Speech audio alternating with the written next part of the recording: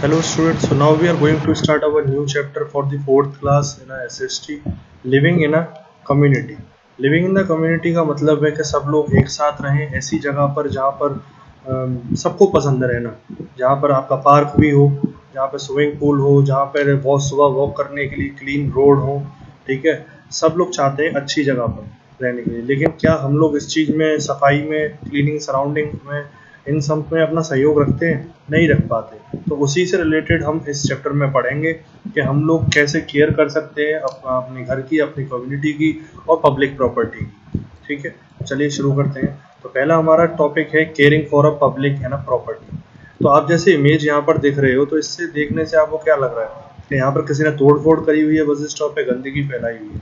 Obvious सी बात है, आप भी नहीं चाहते कि कुछ ऐसा हो, लेकिन हमारे बीच कुछ ऐसे लोग हैं जो इस तरीके का बिहेव करते हैं।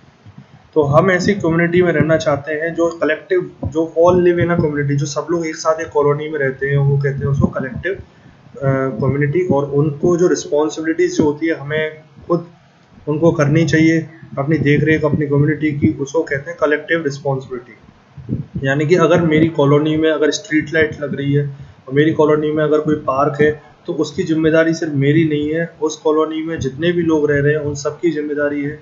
ठीक है, उन सबकी रिस्पॉन्सिबिलिटी है कि उसका बेहतर तरीके से उसका ध्यान रखें। तो थिंग्स, अब जो थिंग्स खुद की पर्सनल होती हैं, जैसे हमारा घर है, जैसे मेरी कार है, जैसे मेरी बाइक है, तो वो उसको क्या कहते हैं, पर्सनल प्रॉपर्टीज में उसे काउंट करते हैं।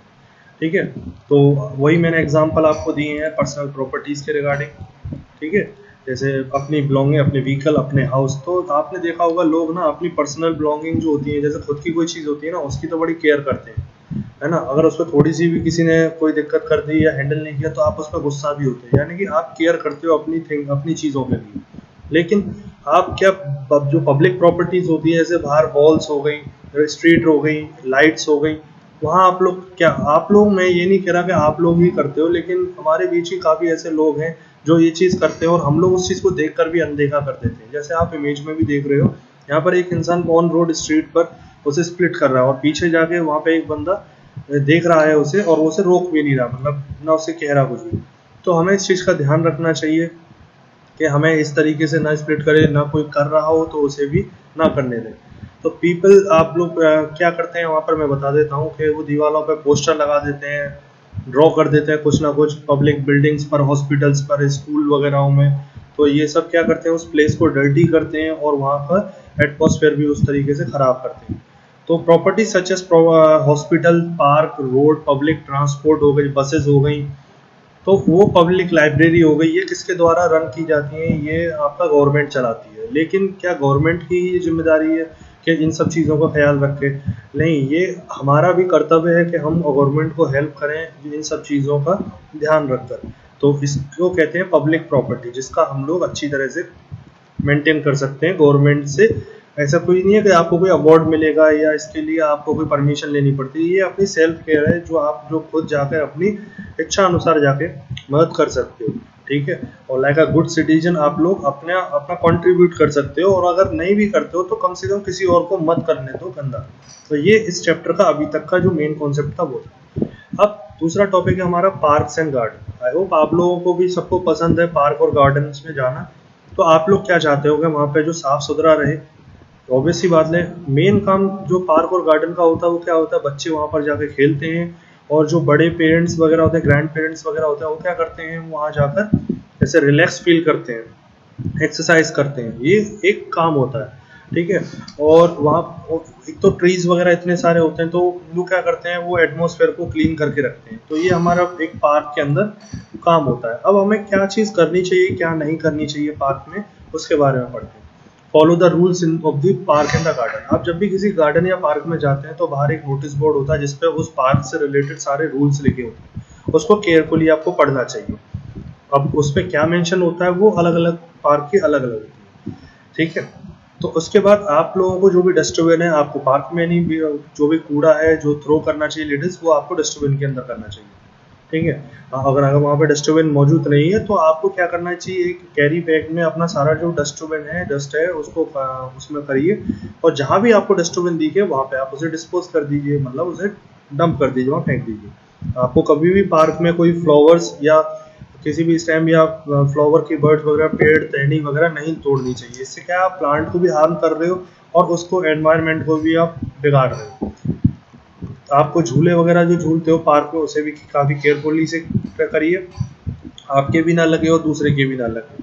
कोई भी आप पेड़ की टहनी पर या वॉल पर या किसी बेंच पर स्क्रैचेस या कुछ चीज़ आप ना लिखिए। और अपने पेट को है ना ग्रासेस वाली एरिया से बचाकर आप ऐसी जगह पर, जैसे लैश कहते हैं, उस पर आप जाके अपने पेट को वहाँ पे ट्रैवल कराइए, और उसका जो भी गंदगी है जो डिस्पोज है उसको आप डस्टबिन में थ्रो कीजिए खुद। ठीक है। उसके बाद नेक्स्ट जो टॉपिक है वो हमारा हिस्टोरिकल मॉन्यूमेंट। हिस्टोरिकल मॉन्यूमेंट हमारी ऐसी बिल्डिंग्स हैं, ऐसे स्ट्रक्चर्स हैं जो कंस्ट्रक्ट किए हैं काफ़ी लंबे समय तक, और हमारी ये कर्तव्य बनता है कि हम उसका ध्यान रखें, अच्छे से देखभाल रखें, क्योंकि जो हिस्टोरिक मूवमेंट है हमारे नेशनल इंडिया के लिए खजाना टाइप के हैं, और काफ़ी सारी इंफॉर्मेशन और आपको हिस्ट्री से रिलेटेड भी जानकारी वो प्रोवाइड करते हैं। ये एक रिच कल्चर है हमारा जो इंडिया में रिप्रेजेंट है, ये आपको कहीं और नहीं मिलेंगे, इंडिया के अंदर हैं ये सारे, तो इसका आप केयर कीजिए इसकी। जैसे हमारा ताजमहल आगरा का है, रेड फोर्ट है दिल्ली में, है ना, ये सारे क्या है, हिस्टोरिकल मूवमेंट है पुराने पुराने। पर लोग क्या करते हैं यहाँ पर पहुँचकर, यहाँ पे भी सेम चीज़ जाते हैं, स्पॉइल करते हैं, पेड़ तोड़ते हैं, वॉल्स पर स्प्लिट करते हैं, डायग्राम बनाते हैं, कार्टून इमेजेस बनाते हैं।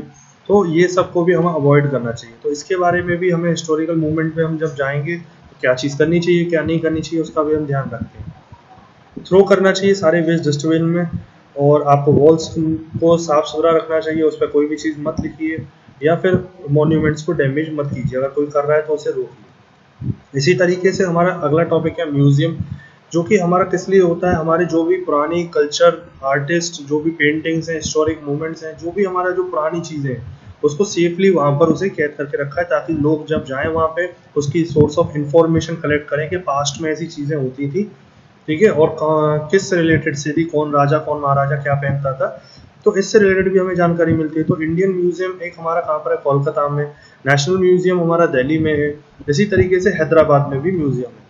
तो हमें भी वहाँ पे सेम चीज़ है, डस्टबिन में कूड़ा फेंकना चाहिए। फोटोग्राफ म्यूजियम में अगर अलाउड है तो लीजिए, नहीं है तो मत लीजिए, क्योंकि अगर फोटोग्राफ्स आप लेते हो तो फिर सब आप सेंड कर दोगे तो आप सभी कुछ बाहर ही दिखा दोगे, लोगों को आने दो, वहाँ देखने दो, महसूस करने दो उस चीज़ को। ठीक है। और डू नॉट टच आइटम, किसी भी आइटम को मत छूइए, क्योंकि जो पुराने आइटम है छूते ही या तो डिस्टर्ब हो जाएंगे या गिर जाएंगे, कुछ भी हो सकता है। और एक मैनर में वॉक इन अ सीक्वेंस और विदाउट एनी नॉइज और मूविंग के आप उसमें म्यूजियम में ट्रैवल कीजिए। ठीक है। अब आ जाओ वेल्स एंड टैंक्स के पास।